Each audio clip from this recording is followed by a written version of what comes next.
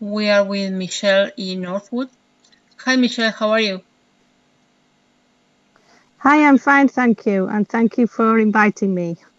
Oh, I'm so excited. I just finished reading your book and I loved it, and I have so many questions. You wrote this book, which is Fishnets in the Far East, and then another one in Japan. Yes, that's in the process of being published at the moment. Oh, okay. Okay, great. So tell me about the book. How did you manage to remember everything? Did you take notes during the trip? I actually kept a diary from the moment that I got off the plane. I decided that this was going to be an experience of a lifetime, and I decided that I should buy a book and take notes of everything that happened. So then, a few years ago, came across the diary, and as I was reading it, I thought, really, I should make this into a book. Yes, it's amazing. I noticed a couple of things, especially what struck me the most was the fact that you actually went over a whole hero's journey. And it's so Hmm. amazing to see, because when we write about the hero's journey, we are trying to replicate that, and you should actually lived it. Yes. Okay, tell me about kimchi. Kimchi is made from various vegetables, mainly cabbage, and they ferment it. And I believe it takes a few months. I can't actually remember how long, but they leave it to ferment, and then they add all different spices to it. It is very, very picante, very spicy, and I don't like spicy things, but even other people that do found that very strong. And it's supposed to have every single vitamin and mineral that exists. So the Koreans swear by it, and they eat it basically with every meal. Are they healthy in general? Sorry? And the Koreans are healthy? They live long? How is that stuff? To be honest, I don't really know. I'm assuming they don't live as long as the Japanese because they have the longest lifespan in the world, I believe. I was thinking because of what you say about the kimchi. I mean, if it's so good, it should take them for a long ride. I don't know. I'm Yeah, just thinking. maybe. I don't know. Okay, and did you go again to Korea after that, or you never went again? No, once was enough, thank you. Oh yeah, I can imagine. I mean, But to be honest, if I had the chance to go back now as a tourist, I would, just to reminisce and see the country maybe in a different light. yeah. Well, I'm being older. You should be stepping in a different way. Yes. That's great. How was the process of actually writing it? I mean, you are a writer, or you just started with that? I have always written, and I've entered competitions, and I my stories have appeared in a couple of anthologies, but this is the first time that I've actually written a full book.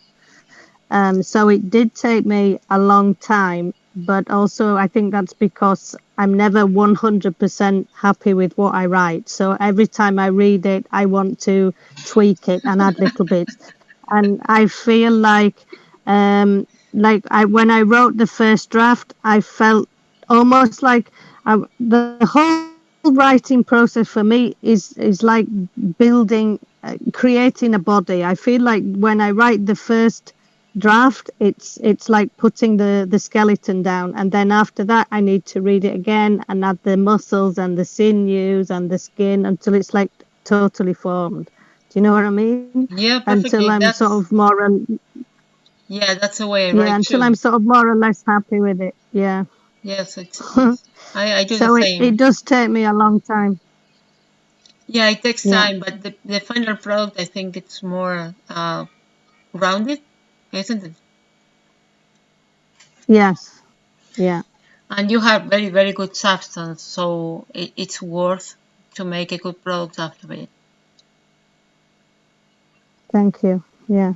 Yeah, it's a beautiful, beautiful book. I mean, congratulations, it's beautiful. Thank you. That means a lot. Thank you very much. um, Well, I'll tell you a couple of things then. Like for yeah. example, one reader sent me a private message and asked me why, if I went through so many things, why I didn't just get on a plane and come home. And I reminded her that we're talking about 1989, before there was free or discount air travel and everything cost a fortune. And just to travel one way to Korea in 1989 was £800, Wow. which was a hell of a lot of money. And there was no way that we could get that amount of money together to fly home. And I don't think my parents would have been in a financial situation, to be able to find that money and bring me home. We all three of us felt that we were there for the duration and we had to see it through to the end. Oh, wow. I didn't know that part. I thought that you were just, okay, I came here to do it and I just do it. Yeah, well, I mean, we all wanted to do it. We all wanted to be there, but I think probably at some point or other, when we were all having a bad day, we all wished that we had the money to go home, but it wasn't an option. Oh, wow. What about the food? I mean, when we are describing some of the food issues you had, I was thinking, Hmm. how on earth were they keeping themselves like healthy in that situation to be able to dance and stuff? I think we had youth on our side. I think if Yeah. if we were older, we'd probably have had a lot more problems. But I mean, we ate rubbish, really. I mean, we were just eating noodles the whole time, really, or the sandwiches that I said. It was just really like junk food, really. We very rarely ate a substantial meal. Yeah, and sleeping late and eating pretty much nothing, it's not very Yeah, healthy. no, no, Did you have to take that's a time to recover when you came home? no, not really. I think, like I said, you're just young and you bounce back. I mean, it's the same with alcohol. Most of the time when you're young, you can drink yourself silly, and the next morning you wake up and you're fine, and then suddenly you hit middle age, and that just doesn't happen anymore. Oh, that's great. Okay, tell me something else that you want that you would like. Oh, that it has to do with the book. I'm still in contact with Louise. Oh, Obviously, I've changed the names of everyone in the book, but the real Louise, I'm still in contact with her via Facebook. She still dances in her free time. She's part of a club that puts shows together and things. oh wow. And according to her Facebook post, she's still as feisty as she was then. Well, actually, with age, kind of woman, we go fast, more feisty than less, isn't it? Yeah, yes, yeah, I've never seen a definitely. woman. I've never seen a woman evolving toward meekness. No, that's that's true. I think we have the menopause to thank for that. Oh yeah, well, menopause is wonderful. But even before, every stage, like every 7 years, we take Yes, yes, less that, and yeah. less bullshit. It's an evolution. Yeah, well, I think despite everything that I went through, although it did make me a stronger person, I've always been quite a placid person, and it takes an awful lot to get me really angered. But just recently, I think think I've become more argumentative than I've ever been, and I'm not so sure that I can blame the experiences in Korea for that. I think that's just life in general. Well, yeah, it's life, it's evolution. I mean, Yeah, menopause makes a lot to that too. yeah. Okay, I'm very happy about this. I really don't know what else to ask you because we were going to program this and we didn't.